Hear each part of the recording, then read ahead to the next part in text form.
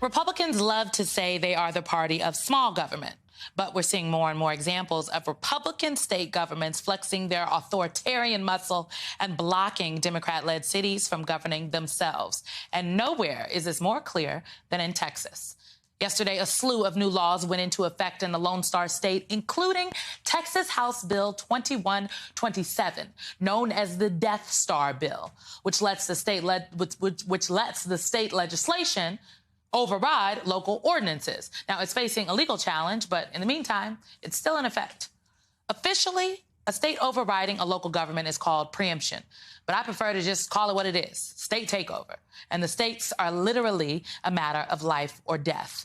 The Texas Tribune reports that protesters called HB 2127 the law that kills because, quote, the law will nullify ordinances enacted by Austin in 2010 and Dallas in 2015 that established 10-minute breaks every 4 hours so that construction workers can drink water and protect themselves from the sun. Now, that matters because the Tribune reports, quote, Texas is the state where the most workers die from high temperatures, government data shows, end quote. And it's not just workers being victimized by an authoritarian state, it's also students. This summer, the state of Texas literally took over the Houston Independent School District, which is made up of almost 200,000 students. And they replaced 28 school libraries with so-called Centers for Work and Discipline. They also replaced the superintendent with the former leader of Dallas Schools, who is a charter school owner. NBC's Antonia Hilton pressed him on some of these controversial changes. In a district where there are so many kids who are struggling to read, why disrupt the library of all places? So reading is key. We may not have librarians, but even in this room, books are on the shelves. Do you believe librarians are important? Every single position has value. We can't be all things to all people, and we can't have everything we want. No, a library cannot possibly be a library. Y'all, the problem is bigger than Texas. Take North Carolina, for example. The Supreme Court Justice there, Anita Earls. Well, the New York Times reports she has filed a federal lawsuit alleging an ongoing campaign by the state to suppress her First Amendment rights through what she calls intrusive investigations initiated by anonymous informers. All of this because she was asked about a state report showing that most lawyers appearing before the court were white men. And she said the court should examine the reasons for that disparity. So, again, it is bigger than Texas. It's bigger than North Carolina. It's bigger than Tennessee. It's bigger than just any one city or any one state. This is a national crisis of authoritarian Republicans infringing on the rights of Democrat-led cities or leaders they just don't like, and disproportionately, those leaders and those mayors are often Black. This is literally a takeover, and it's not my word. It's Houston Mayor Sylvester Turner's word, whose city has been in conflict with his state government for years. And he has something to say about that, and lucky for you all, Mayor Turner joins me now. Welcome to you, Mayor. I am so glad we're able to have this conversation. So your city has contested this law in court, and it was actually recently found unconstitutional, but it was allowed to go into effect while on appeal. What is next in this fight? Well, essentially, we will move forward. The city of Houston, along with San Antonio, El Paso, and other cities in the state of Texas, we will continue to pass ordinances that we think are in the best interest of consumers and labor and our constituents. But what that ruling by the judge in Austin does do, it gives us, in many ways, I guess you can say, the presumption that this law, House Bill 2127, is unconstitutional, and we will stand on that. So we'll move forward. We will continue to challenge 2127. You know, some folks might have heard what I just said in the lead into our conversation and say, oh, this is dramatic, this is hyperbole, it's not really going to affect anyone's ability to govern. What do you say to those assertions? Well, it's already taken effect. I mean, you talked about the Houston Independent School District, though the city doesn't operate it. The state has already moved and taken over, and I mean literally has taken over. They replaced the superintendent, they replaced the elected board of trustees, and now they're calling the shots. When it comes to water breaks, and we've been living in extreme heat in the state of Texas, like other places. And it's already saying that those laws passed by the cities should be invalidated. When it comes to sick leave, they've already said that those laws should be invalidated. So we are already living it. And as the author of this bill said, it is still a living, breathing document. And because of that, in large part, the judge who heard the arguments of this past week struck this bill down for vagueness.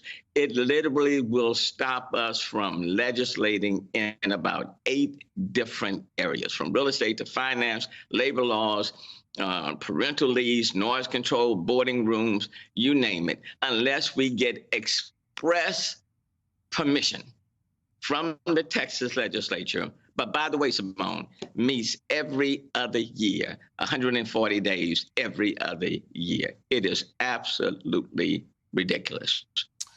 You know, Mayor, why do you think that the state legislature has passed a number of these bills that target cities such as yours or Austin or even Dallas? Well, I think it's very clear.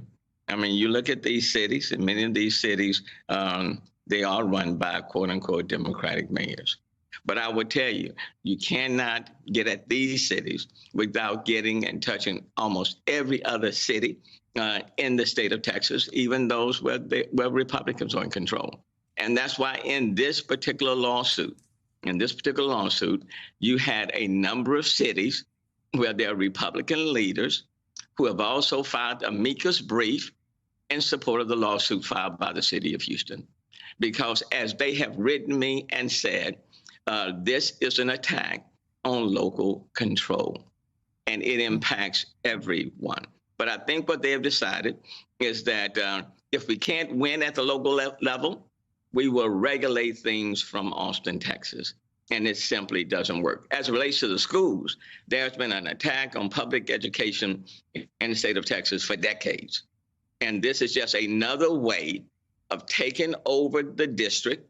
And quite frankly, let me just say this, not to make things better for our kids, but to destroy it in such a way that it forces parents to go elsewhere to get what they need for their children. When you take 28 schools that primarily serve Black and brown students in the city of Houston and shut down their libraries and turn them into detention centers, and say to reporters and others, well, the books are still there. Well, you can have a church, and if you don't have a pastor, what do you have? You simply have a church. That's what a building.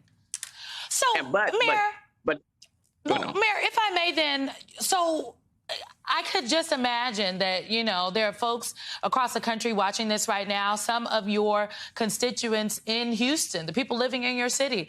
What do you say to those folks? You were elected by the voters. How are you going to keep running your city despite dealing with the state legislature that is determined to exercise power over it? How do you what do you say to people who are concerned about everything that is happening and what we're discussing right now? Well, I say to them, number one, we're simply not going to take it as fait accompli and simply go along with the program and go along with an unjust and unconstitutional bill. Like I said to my city attorney and to others, we will stand up and fight. And that's exactly what we are doing. And other cities in the state of Texas are joining the fight as well. What I say to constituents, you still are empowered to make a difference. Find your voice and stand up. We simply do not have to accept it. What I say to teachers, bus drivers, cafeteria workers, and parents, you still can raise your voices and do everything you can to fight this takeover.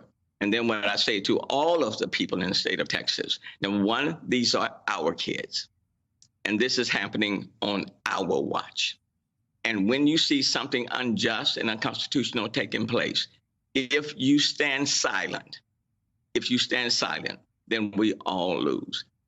And if you don't think you are part of this battle, like it was said early during World War II, if they come after you, and because you are not a communist or socialist or a Jew, then one morning they will come after you. And because you have said and done nothing, you might find yourself all alone. Just because the legislature is doing these deals, it doesn't mean that we should simply go alone. Find your voice, find your legs, stand up, and let's fight, and let's do it together. Houston Mayor Sylvester Turner, thank you very much for your time. I am definitely going to stay on this story. Appreciate it.